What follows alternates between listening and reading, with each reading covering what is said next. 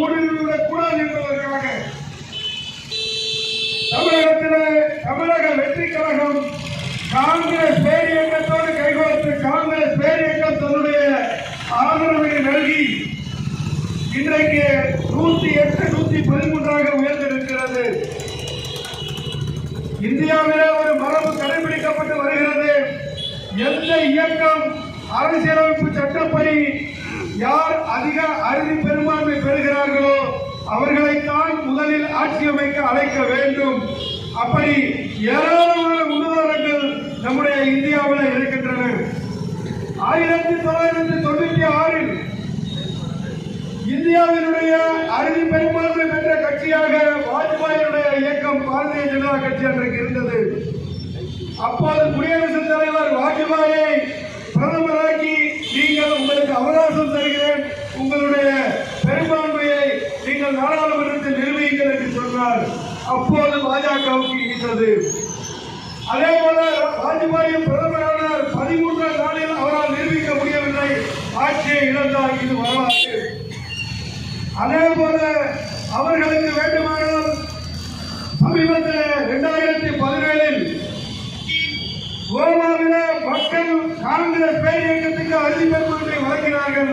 ஆனால் இதே மோடியும் இதே அமித்ஷாவும் மனோகர் பாரிக்கர் என்கிற பாதுகாப்புத்துறை அமைச்சரை அழைத்து வந்து இப்ப எப்படி இங்கே நடைபெறுகிறதோ அதே போல அன்றைக்கு கோவாவில் அவர்கள் பெரும்பான்மை பெற்ற காங்கிரஸ் பேரியக்கத்தை மறுதளித்து விட்டு மனோகர் பாரிக்கரை ஆட்சி அமைக்க அழைத்து அவருக்கு அவகாசம் வழங்கி அவர்கள் அங்கே பாரதிய ஜனதா கட்சி ஆட்சியை அமைத்தார்கள்.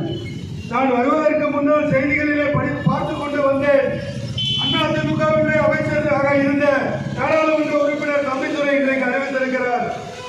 எடப்பாடி பழனிசாமி ஆட்சி பொறுப்பை ஏற்பார், முதலமைச்சராக வருவார் என்கிற ஒரு செய்தியை அவர் இப்போது 1 மணி நேரத்திற்கு முன்னால் தெரிவித்திருக்கிறார். என்றால் பூனை குட்டி வெளியே வந்துவிட்டது, ஆளுநர் எதற்காக காலதாமதப்படுத்துகிறார் என்கிற செய்தி இப்போது வெளியாகி இருக்கிறது. இவர்கள் தங்களுடைய பதவி சுகத்துக்காக என்ன வேண்டுமானாலும் செய்வார்கள் என்பது வெட்ட வெளிச்சமாகி இருக்கிறது. இதே போலதான் 2018 கர்நாடகாவில் எடியூரப்பாவை கொண்டு வந்தார்கள். இப்படிதான் அங்கே மகாராஷ்டிராவில் பட்னாவிஸை கொண்டு வந்தார்கள். மணிப்பூரில் பிஜேபிக்கு ஒரு இடம் கூட இல்லை. அப்படியே இருந்த ஆட்சியை பிஜேபி ஆட்சியாக மாற்றினார்கள். இப்படி தொடர்ந்து ஆட்சியின் மீதும் அதிகாரத்தின் மீதும் வெளிக்கொண்டிருக்கிற பாரதிய ஜனதா கட்சியும் அதற்கு பகலுக்காக பயன்படுத்தப்படுகிற ஆளுநரையும் கண்டிக்கிற வகையிலே தான் இன்றைக்கு நாம் இந்த ஆர்ப்பாட்டத்தை நடத்துகிறோம். எனக்கு முன்னால் பேசிய நம்முடைய சட்டப்பேரவை உறுப்பினர்கள் புஷ்பராஜ் அவர்கள் தெளிவாக சொன்னார். கடந்த 60 ஆண்டுகளாக ஆட்சி பொறுப்பில் இல்லை, அமைதியாக இருந்தோம். ஆட்சி பொறுப்பில் இருந்தவர்களுக்கு துணையாக இருந்தோம். 90 சீட்டு திமுகவுக்கு 36 எந்த அமைச்சர் பதவியும் இல்லாமல் நிபந்தனை இல்லாமல் உங்களுக்கு வழங்குகிறோம் என்று வழங்கிவிட்டு அமைதியாக இருந்தோம். ஒரு 5 சீட்டை 108 பெற்றதற்காக நாம் ஒரு மதச்சார்பற்ற ஆட்சிக்காக இங்கே எந்த விதமான சக்தியும் ஊடுருவிவிடக்கூடாது என்பதற்காக நாம் ஆதரவளித்தால் அவர்கள் நம்ம என்னவெல்லாம் பேசுகிறார்கள்.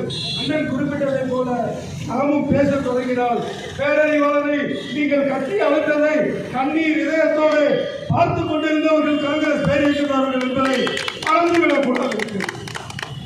பேரறிவாளரை கட்டி அழைத்தீர்கள், பேரறிவாளரை வழக்கறிஞராக ஆக்கி அழகு பார்த்துக் கொண்டிருக்கிறீர்கள்.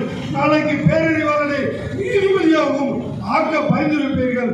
நாங்கள் எங்கள் தலைவரை துள்ள துடிக்க இந்த மண்ணில ரத்தம் சிந்தி உயிர் பலி கொடுத்துவிட்டு அதையும் கடந்து மதசார்பின்மை என்கிற ஒற்றை கொள்கைக்காக உங்களுக்கு நாங்கள் உறுதுணையாக இருந்திருக்கிறோம். இத்தோடு நிறுத்திக் கொள்ளுங்கள். நீங்கள் தொடங்கினால் காங்கிரஸ் பேரியக்கத்தில் இருக்கிற ஒவ்வொருவரும் சொந்த தலைவர்களை பலி கொடுத்து விட்டு நிற்கிற தலைவர்கள் இந்தியாவில் காங்கிரஸ் காரனை தவிர வேறு எந்த இயக்கத்தை சார்ந்தவர்களும் சொந்த தலைவரை பலி கொடுத்து விட்டு களத்திலே நிற்கவில்லை. எனவே இதோடு நிறுத்திக் கொள்ளுங்கள். ஒரு நாள் பகுதியில சுகம் கிடைக்கவில்லை என்பதற்காக ஒரு இரவில் திமுக அதிமுக ஆதரிக்குமா, அதிமுக திமுகவை ஆதரிக்குமா என்கிற ஆர்வலர்கள் ஓடிக்கொண்டிருக்கிற சூழலில் இதோடு திராவிட கட்சிகள் தங்களுடைய வேலையை செய்யுங்கள், நாங்களும் உங்களோடு நட்பாக இருந்திருக்கிறோம், நடக்கிற நிகழ்வுகளை சட்டப்படி எதிர்கொள்வோம், சட்டத்திற்கு துணை நிற்போம், ஜனநாயகம் காப்போம், ஜனநாயகம் காக்கப்பட அருமை தலைவர் ராகுல் காந்தி வருகிற தமிழகத்திலே மக்கள் தீர்ப்பை ஏற்று அந்த மக்கள் வழங்கிய தீர்ப்பின்படி மரியாதைக்குரிய தமிழக வெற்றி கழகத்தினுடைய தலைவர் திரு விஜய் அவர்களை ஆட்சி அமைக்க ஆளுநர் வலியுறுத்த வேண்டும். அப்படி வலியுறுத்த தவறினால் தொடர் போராட்டங்களை, அது ஜல்லிக்கட்டு போராட்டத்திற்கு மேலான போராட்டங்களை தமிழகம் சந்திக்க நேரிடும் என்று சொல்லி எங்களுடைய கண்டனத்தை பதிவு செய்து விடைபெறுகிறேன்.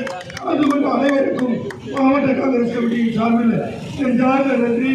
நேற்று இரவு அறிவித்து இன்றைக்கு காலை இவ்வளவு திறமாக வருகின்றிருக்கிறீர்கள்.